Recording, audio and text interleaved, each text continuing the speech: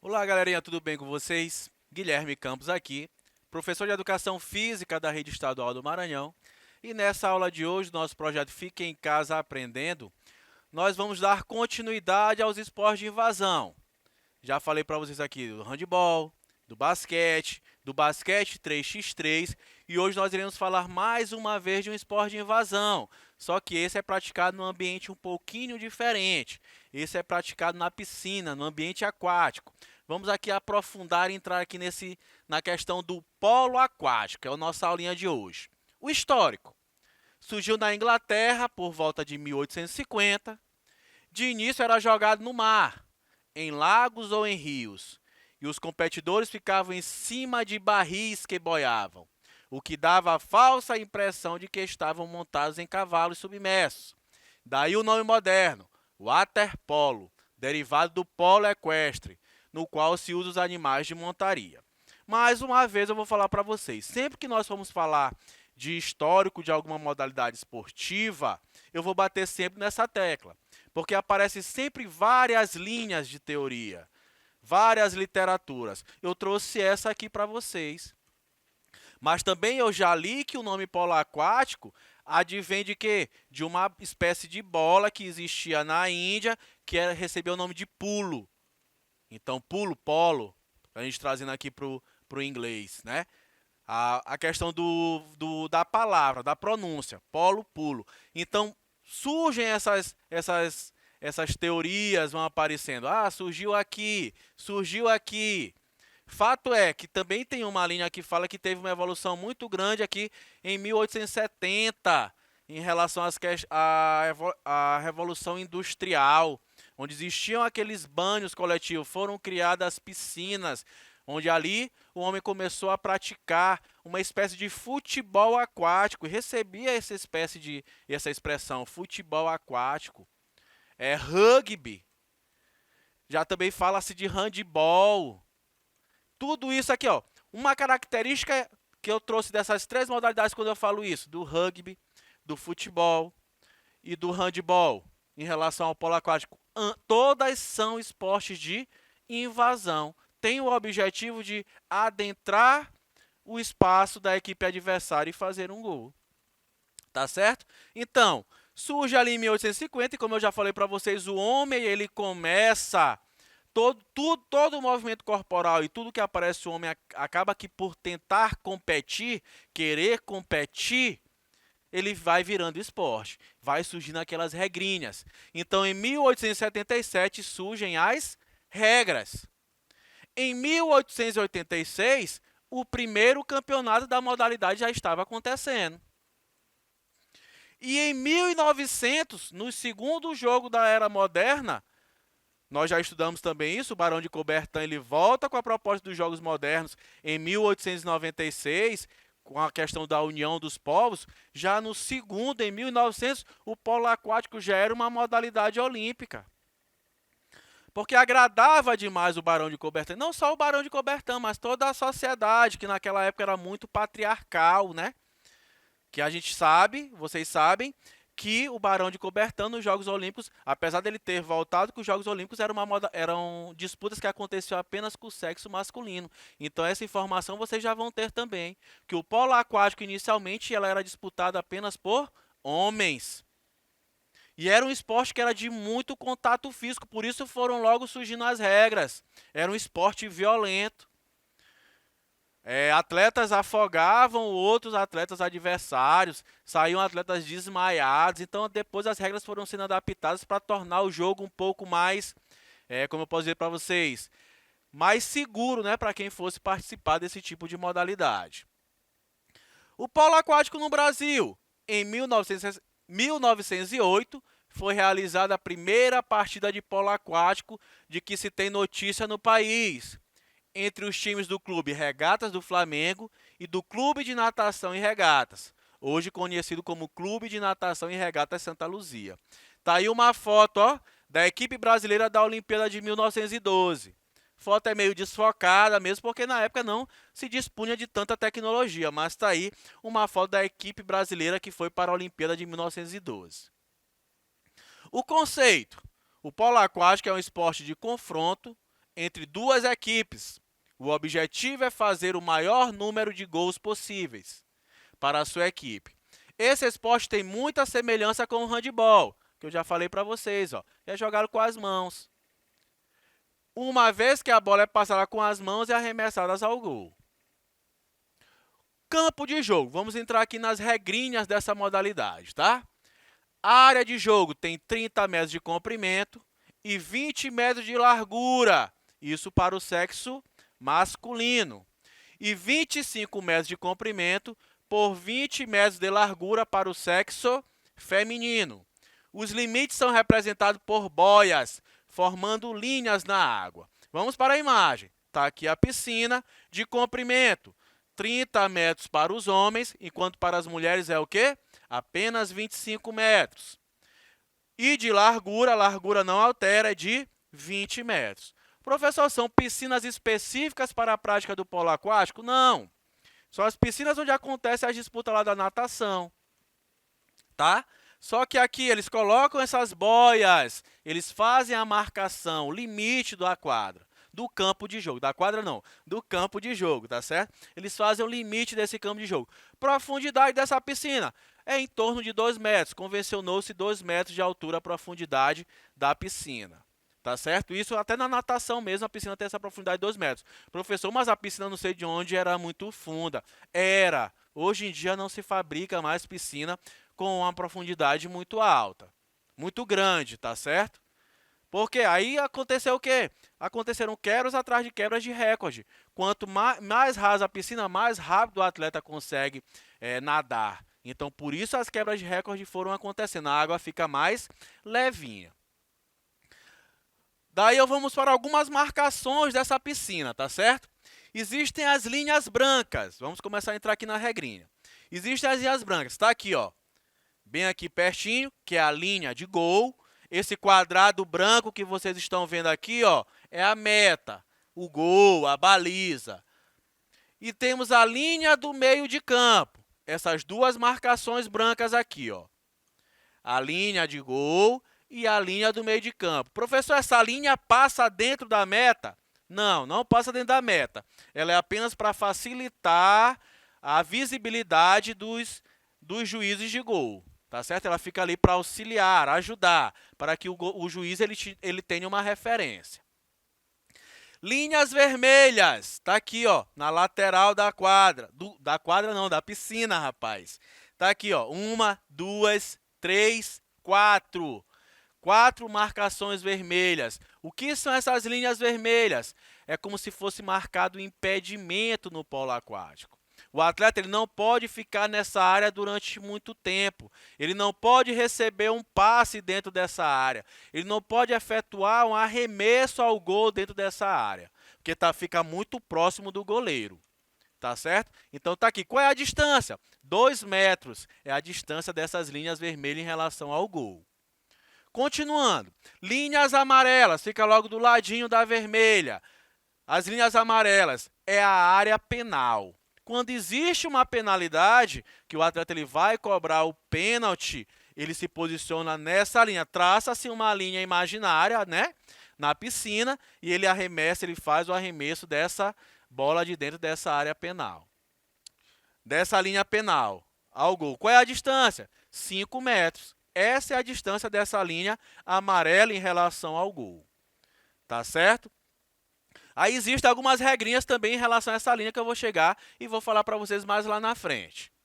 Linhas verdes. As linhas verdes, elas é onde acontece o jogo normalmente. Não tem nenhuma regra específica para esse tipo de marcação no polo aquático. Tá certo?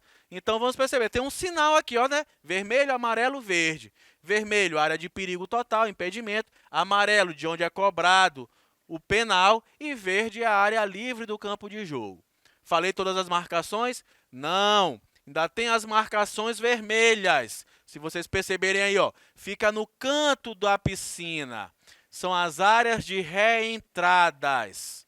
O que significa isso? É por onde o atleta ele vai pagar uma punição de 20 segundos. Quando nós chegarmos nas regras lá, eu volto esse slide para mostrar para vocês. Quando o atleta ele recebe uma punição, que ele passa 20 segundos sem poder jogar, ele vai para essa área de reentrada. Quando acontece uma substituição e o atleta que vai substituir está demorando demais, ele acaba aqui entrando nessa área de reentrada, tá certo? A meta, o gol, né? A distância interna entre as traves laterais deverá ser de 3 metros. Tá aqui a trave puxando a distância de 3 metros. A distância entre a parte inferior do travessão superior e a superfície da água deve ser de 90 centímetros. A distância entre essa parte aqui, que é inferior do travessão, até a superfície da água, deve ter a altura de 90 centímetros. Tá certo? 3 metros de comprimento por 90 centímetros de altura. A bola. O peso da bola não deve ser inferior a 400 gramas e nem superior a 450 gramas. A circunferência ela altera em relação ao sexo. O peso ele fica aí mais ou menos entre 400 e 450 gramas, mas a circunferência ela é alterada um pouquinho, tá? Para as mulheres, a circunferência é de 65 centímetros a 67, tá? E para os homens, a circunferência é de 68 a 71. Existe essa diferença aqui em relação à bola. Os gorros, leiam comigo. Os gorros devem ser de cores contrastantes, exceto vermelha sólida, desde que aprovados pelos árbitros, como também contrastantes em relação à cor da bola. Os árbitros poderão exigir que uma equipe venha a usar gorros brancos ou azuis. Os goleiros deverão usar gorros vermelhos. Está aqui a imagem para vocês do gorro. Os atletas utilizam o gorro como se fosse a camisa, né? Como eles estão submersos ali, é o que fica para fora da água. O árbitro ele vai exigir branco, vermelho, branco ou azul, né? Para as equipes. E o goleiro sempre vai ter o seu gorro vermelho. Trouxe essa primeira imagem aqui para mostrar para vocês que quando a gente faz pesquisa na internet, a gente sempre tem que estar se aprofundando, porque é uma imagem que leva a erro. Porque se o gorro é branco, o protetor auricular aqui também tem que ser branco. Não pode ser diferente essa cor, tá certo? Isso está na regra. Quem fez essa imagem acabou que não lendo a regra. Então, se o gorrinho é branco, o protetor auricular também tem que ser branco. A numeração aqui do lado. Gorro do goleiro sempre vermelho, para diferenciar dos atletas que estão no campo de jogo. E quando existe uma partida internacional, as equipes elas podem colocar a sigla do seu país aqui na frente do gorro. Ó. Peguei essa foto de frente para mostrar para vocês. Um atleta brasileiro está aqui ó, com o gorrinho azul. Perceba que o protetor auricular já é azul e está aqui a sigla BRA, BRA, aqui na frente do gorrinho dele. Tá certo? Se o gorro sair, o jogo é parado ali, ele tem que colocar esse gorrinho que é a camisa dele, tá certo? Composição da equipe. Vamos lá, preste atenção. A equipe completa, ela tem 13 atletas. A equipe completa consta de 13 atletas. Sendo 6 atletas titulares. 6 titulares, mais o goleiro. Então, a gente sabe que o quê? A gente já vai imaginar que uma partida de polo aquático acontece, é a mesma quantidade de atletas do handebol. Olha a similaridade que tem aí. 6 atletas de linha, mais o goleiro. E reservas? Reservas nós temos o quê? 5 atletas. Então, basta somar. 6 mais 1, 7. Com 5, 12. Com mais o goleirinho reserva, 13. 5 reservas, o goleiro só pode ser substituído por outro goleiro. Tá certo? Por isso está bem aqui, ó. O goleiro só pode ser substituído por outro goleiro. Equipe titular, 6 atletas de linha mais o goleiro. Equipe reserva, 5 atletas reservas mais um goleiro reserva. Professor, e aquela setinha puxando ali, o que é? Para os Jogos Olímpicos, a equipe não é composta por 13 atletas, somente por 11 atletas. Está ali os arcos olímpicos mostrando para vocês. E sendo 4 atletas reservas e 6 titulares, com o goleiro. Aí tira o goleiro aqui para os Jogos Olímpicos. Compreenderam isso aí? Para os Jogos Olímpicos, equipe completa 11 atletas, 6 atletas titulares, 5 reservas, mais um goleiro. Tá certo? Vamos lá, continuando. Substituição. Um jogador substituto poderá entrar no campo de jogo por qualquer lugar. Aquilo que eu já falei para vocês, não obrigatoriamente ele precisa entrar pela área de reentrada, mas nessas situações aqui, ó, durante os intervalos entre os períodos, após um gol ser marcado, durante o pedido de tempo ou para substituir um jogador que estiver sangrando ou machucado. Nessas possibilidades aqui, ele pode entrar no campo de jogo por qualquer lugar. E pela área de reentrada, já mostrei para vocês que é quando o atleta ele vai sofrer alguma punição, ele vai ficar lá. Um substituto deverá estar pronto para substituir um jogador sem demora. Os jogos hoje, os esportes, eles visam muito essa questão do dinamismo, de ser prático, de ser rápido. Então, se o arbitragem percebe que o cara está retardando demais ali para substituir um outro jogador, ele autoriza o reinício da partida e esse atleta que iria substituir, ele vai ter que entrar pela área de reentrada. Tá certo? Sendo que ele não vai poder saltar de vez nessa área para balançar essas bolas, ele tem que ser um cara muito, entrar ali e assim ele poderá entrar no campo de jogo na piscina normalmente. Tá certo? Oficiais de arbitragem. Para eventos da FINA, que é a Federação Internacional dos Desportos Aquáticos aí, tá? A equipe de arbitragem será formada por 2 árbitros, 2 juízes de gol, cronometrista e secretários, cada um deles com as suas respectivas funções e obrigações. Quando eu falo de cronometristas, vocês já sabem que tem um carinha ali que fica responsável por parar e acionar o cronômetro. Significa que o jogo ele só conta o tempo quando a bola está realmente em jogo. Os árbitros, qual é a função dos árbitros? Devem ter o controle absoluto do jogo.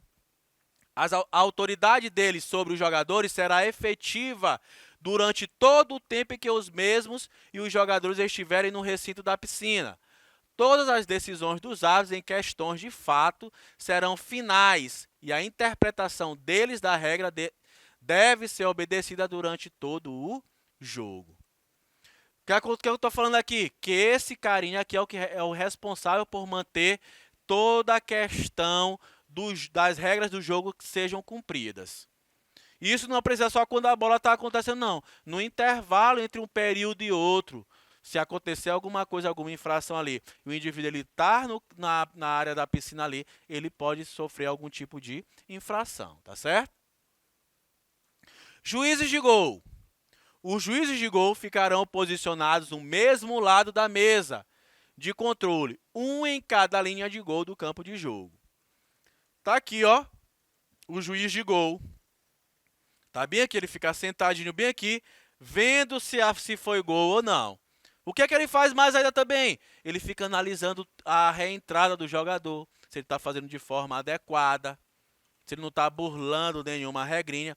E tá aqui em pezinho aqui, ó, os 2 árbitros da partida. Fica um em cada borda da piscina, para tentar ali um auxiliar o outro, facilitar a interpretação, visualizar as infrações. Tá certo? Os árbitros estão aqui, ó. 1, 2, um juiz de gol aqui. Essa quantidade de juízes de gol, ela pode alterar de cronometrista, de secretários, elas podem alterar de competição a competição, tá certo? Cronometrista, marca o tempo efetivo de jogo, pedidos de tempo e intervalo entre os períodos. Marca o tempo efetivo de posse de bola de cada equipe, nós iremos chegar nas regras na próxima aula, eu vou explicar isso para vocês. Marca o tempo efetivo de expulsão dos jogadores, expulsos da água de acordo com as regras, juntamente com o tempo de reentrada desses jogadores ou seus substitutos. Então, o cronometrista ele fica marcando todos esses tempos, tá? Não só o tempo de jogo. E nós temos aqui ainda os secretários, que eles têm a função de preencher a súmula de jogo, registrando os nomes dos jogadores, o placar, os pedidos de tempo, as faltas de expulsão e as penais. E as faltas pessoais assinaladas contra o jogador. Ele faz o que também? Ele controla o tempo de expulsão dos jogadores e sinaliza o fim do período de expulsão, levantando a bandeira correspondente. Então, galerinha, eu vou ficando por aqui. Essa foi a nossa primeira aulinha de polo aquático, tá? Na próxima aula nós iremos finalizar, vou mostrar algumas regrinhas, alguns fundamentos dessa modalidade para vocês. Então, até a nossa próxima aula. Vamos para cima, hein?